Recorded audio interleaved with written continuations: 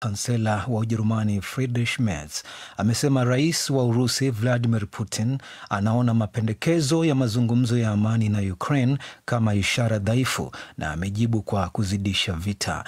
Grace Kabogo anaarifu zaidi katika taarifa ifuatayo.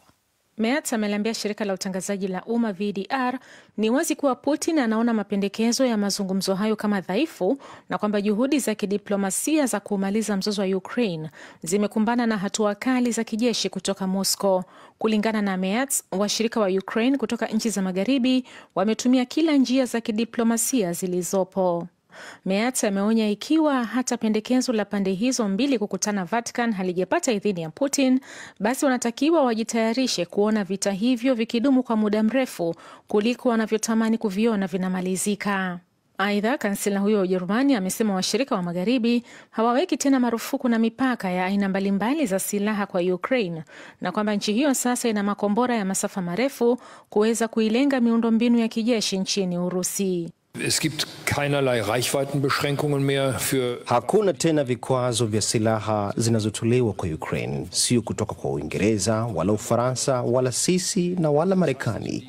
Hii inamaanisha kuwa Ukraine sasa inaweza pia kujilinda yenyewe, kwa mfano kwa kushambulia maeneo nchini Urusi.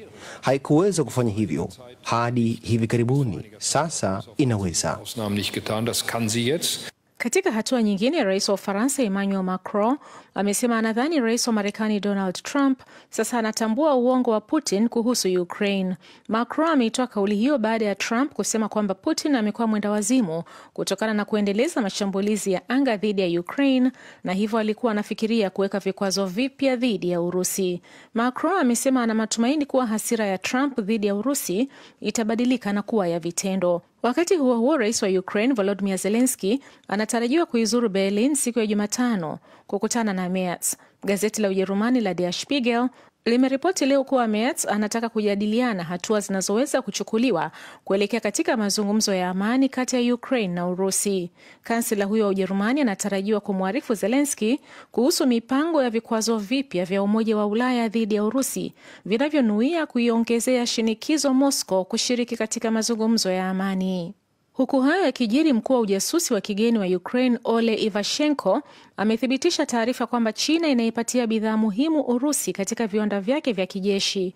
Ivashenko amesema leo kwamba kuna taarifa China inaipatia Urusi bidhaa maalumu za kemikali, baruti, unga wa risasi na vifaa vingine vinavyoiwezesha kutengeneza risasi.